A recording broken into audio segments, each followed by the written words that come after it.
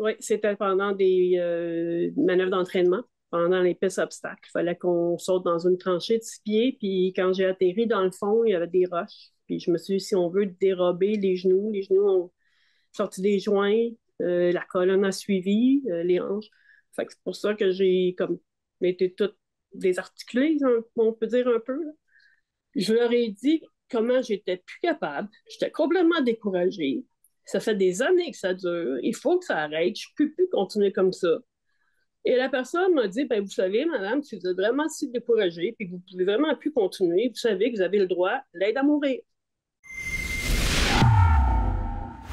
Je vais vous raconter l'histoire de Christine Gauthier.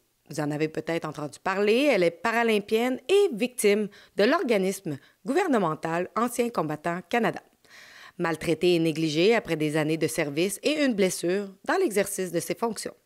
Après avoir eu de ses nouvelles, vous allez vouloir l'aider également.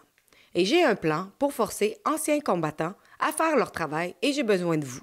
Rendez-vous à helpchristine.com. Si on vous offrait l'aide à mourir au lieu de l'aide de ceux qui vous ont payé, comment réagiriez-vous? C'est ce qui est arrivé à Christine Gauthier, vétéran et ancienne athlète paralympique. J'y reviendrai dans quelques minutes, mais tout d'abord, permettez-moi de vous expliquer le contexte. L'aide à mourir est devenue légale en 2016. En 2019, la Cour supérieure du Québec a déclaré inconstitutionnel le critère de mort naturelle raisonnablement prévisible, énoncé dans le Code criminel, ainsi que le critère de fin de vie, énoncé dans la Loi sur les soins de fin de vie du Québec. Mais cela a rapidement changé. Maintenant, les malades chroniques peuvent avoir accès à l'aide médicale à mourir s'ils trouvent que leur souffrance est intolérable. Mais c'est le gouvernement qui rend cette souffrance insupportable. Et en mars 2023, ce ne sont pas seulement les malades chroniques qui peuvent recevoir l'aide médicale à mourir. Les personnes atteintes de maladies mentales peuvent accéder soi-disant au service et le délai d'attente de 10 jours pour recevoir un homicide médical va être également supprimé. Récemment, nous avons appris que des gens comme Jennifer Hatch, 37 ans, qui était une actrice dans la publicité All is Beauty, qui est en fait une publicité sensationnelle sur l'euthanasie pour le détaillant de vêtements canadien Simons, ne voulait pas mourir.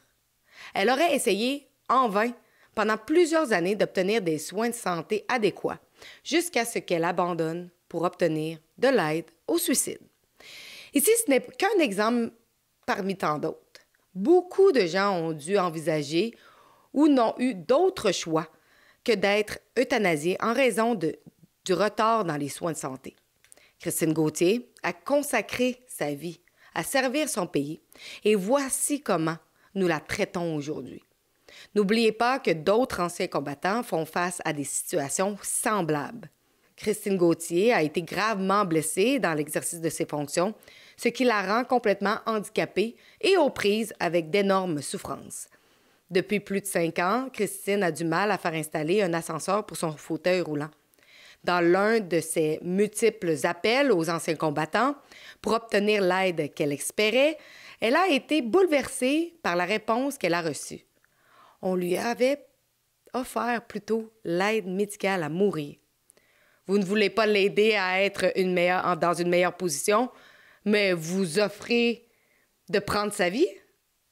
Je suis certaine que vous êtes, tout comme moi, choqués par cette histoire. Donc, veuillez aller à helpchristine.com et envoyer un message à Lawrence McCauley, le responsable des anciens combattants, pour demander l'installation immédiate de son ascenseur essentiel à ses déplacements et à sa sécurité. Et surtout, n'oubliez pas de signer notre pétition que nous allons délivrer en personne. Donc, j'ai une condition, comme une blessure médulaire incomplète, si on veut, avec effet dégénérative de toutes les articulations à la colonne. Donc, c'est une condition qui détériore toujours. Fait que les besoins sont grandissants. Puis, avec anciens combattants, mon dossier a comme commencé à ma libération en 98. Puis, honnêtement, je dois dire que c'est comme un combat perpétuel depuis. Alors, Comment ça vous fait êtes blessé? Pour C'était remettre en pendant contexte? c'était pendant des manœuvres d'entraînement, pendant les pistes obstacles. Il fallait qu'on saute dans une tranchée de 6 pieds, puis quand j'ai atterri dans le fond, il y avait des roches. Puis je me suis dit, si on veut dérober les genoux ont sorti des joints, la colonne a suivi, les hanches. Fait que c'est pour ça que j'ai comme été toute désarticulée, on peut dire un peu, là. Fait que ça s'était replacé, mais croche. La rotule, tout n'a pas replacé comme il faut en angle avec les autres os. Puis à la longue d'entraînement, puis ça a continué à tout se ruser. La dégénération a commencé à s'en suivre suite à ça. Et qu'est-ce que Veteran Affairs Canada a répondu à vos demandes par la suite? Qu'est-ce qui s'est passé avec eux? Qu'est-ce qu'ils vous ont prodigué comme aide? Moi, en fait, je vous dirais, aussi malheureux que ça sonne, là, j'ai jamais eu à prouver la validité de mes blessures liées au service. Ça n'a jamais été nié, ça a été accepté dès le départ d'emblée, même que j'avais reçu ma première lettre d'acceptation en tant qu'ancien combattant Canada en 96. Donc, j'étais encore en service. Mais comme à ce moment-là, l'appui, si on veut, d'Ancien combattant Canada commençait juste au moment des libérations, malgré que ma lettre d'acceptation était déjà rédigée de 96, ça rentrait en effet seulement au moment de la libération, puisque j'ai aucun problème avec. Alors, à ce moment-là, euh, malheureusement, c'est un peu ça qui est le tragique dans toute l'histoire d'Anciens combattants, c'est que malgré la sévérité déjà qu'ils trouvaient à l'époque, même s'ils ont reconnu le lien blessure au service, ben, ça commence toujours avec juste un petit pourcentage minuscule qui te retrouve à 5 d'invalidité. Au départ, malgré qu'il y avait eu plus que 2 ans là, pour préparer, parce que la demande initiale, elle est faite, oui, par le monde, mais assistée avec les aides médicaux dans l'armée. Eux, ils ont fait une demande disant 2 genoux finis, bon, ça a passé comme ça. Mais quand ça arrive aux mains d'anciens combattants et que là, le dossier commence à être activé, ben c'est pas comme ça que ça fonctionne. Là, avec anciens combattants, tout est décortiqué et morceau par morceau, c'est ça qui vient faire le degré de pension. Fait que, au départ, 2 genoux finis, on fait ouais, ben, c'est parce que ça marche pas de même, tu dois reprendre les demandes puis tout spécifier item par item. Donc, vous comprenez qu'il faut spécifier un genou, rotule droite, rotule gauche, ménisque, tendon de chaque jambe, tibia, et ainsi de suite. Euh, on n'a même pas à ce jour, aujourd'hui, après 24 ans, on n'a même pas encore réussi à passer à travers toutes mes demandes initiales qui étaient faites. Parce que déjà, rapidement, j'ai atteint 137 d'invalidité. OK? Mais après 100 tu ne peux pas être payé plus cher que 100 d'invalidité. Ça, avec quoi je suis correcte aussi. Tu sais, à un moment donné, là, il faut qu'il y en ait un encadrement, il faut qu'il y ait des règles, il faut qu'il y ait des limites. Je suis entièrement d'accord avec ça. Mais malheureusement, avec la manière qu'anciens combattants fonctionnent aussi, c'est que pour avoir le droit aux services et aux équipements que tu peux avoir besoin en relation avec tes blessures, ils te forcent à continuer les démarches parce que même si tu n'auras pas plus d'argent au bout de la ligne, si tu as besoin d'une aide technique, d'une orthèse, d'une prothèse, d'un service, d'un soin, d'une physio ou n'importe quoi pour une des zones ou des blessures que tu as qui n'a pas été ajoutée à ton dossier, ben, tu ne les auras pas. Vous comprenez la complexité et la lourdeur, pourquoi que ça prend si de temps.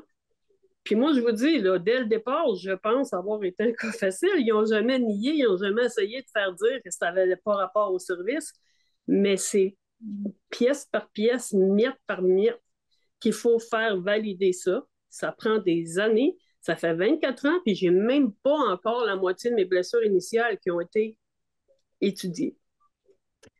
Donc là, jusqu'à maintenant, ils vous payent une compensation de 100 d'invalidité. Sauf Oui. que au niveau de tout ce qui est équipement, comme, admettons, l'ascenseur pour une chaise roulante ou autre demande comme ça vous est refusé parce que votre demande n'est pas complète.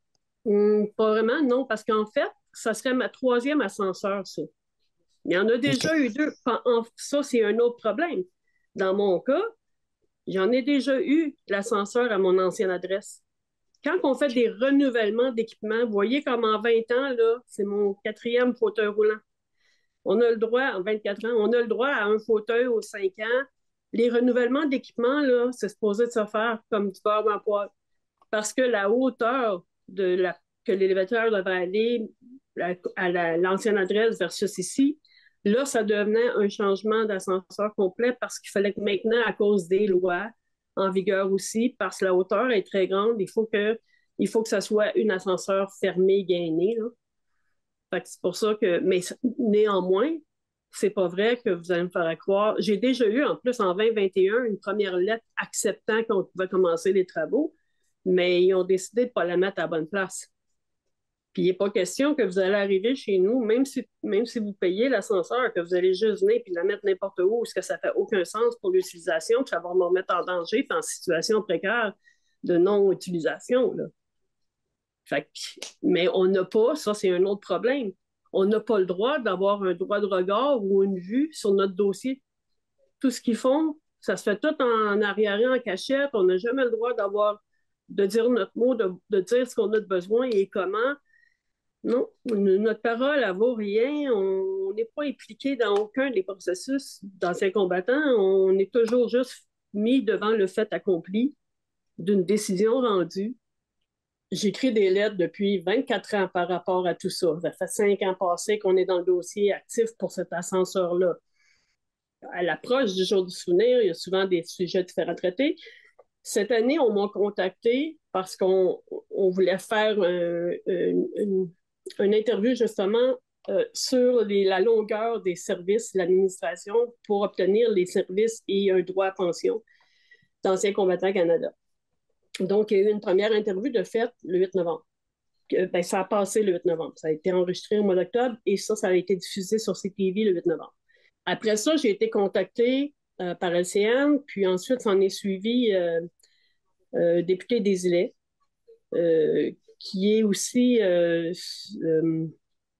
qui siège sur le comité permanent des anciens combattants, qui m'a demandé de venir parler à Ottawa le 1er décembre, mais sur un sujet encore qui était le nouveau contrat, sous-contrat, si je peux dire, que le gouvernement fédéral cédait avec une nouvelle compagnie qui s'appellerait LifeMark, qu'en fait, ils ont attribué 570 millions à cette compagnie-là 2 jours avant. Donc, le 29 novembre, cette compagnie-là devait commencer la prise en charge d'Anciens combattants Canada et personne n'était au courant de ça.